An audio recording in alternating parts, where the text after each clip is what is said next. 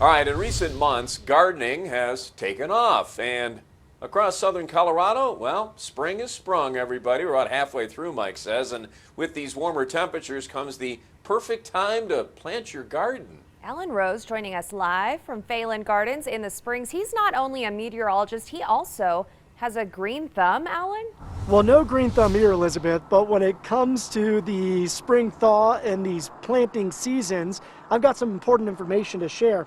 Now, since spring freezes and planting crops usually go hand in hand, let's talk about the average last freeze date here in southern Colorado first. Now, in Pueblo, the average last freeze of the season usually happens around the end of April, so that's already past us. For Canyon City in the Springs, typically we see our final freeze of the spring back in early May, while Monument, because of its higher elevation, usually doesn't see its last freeze until mid-May. Now keep in mind that these are just averages, and this will differ on a year-to-year basis. After all, folks, as I've learned pretty quickly, this is southern Colorado, and last year in May, if you remember, it snowed on the 21st.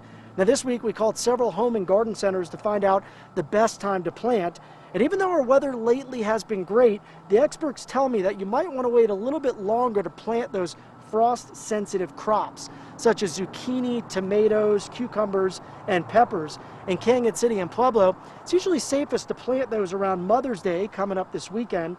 For Colorado Springs, it's best to plan your purchases now, but wait another week or two before digging in. Now, Andrew CRONK of Phelan Gardens says it's a little too early to plant outside. He suggests potted plants because they're easier to bring in and out if a freeze were to threaten. The best time to plant your frost-sensitive plants, so your tomatoes, peppers, or anything that doesn't want to get below, I'd say 50 degrees, would be anytime after May 15th.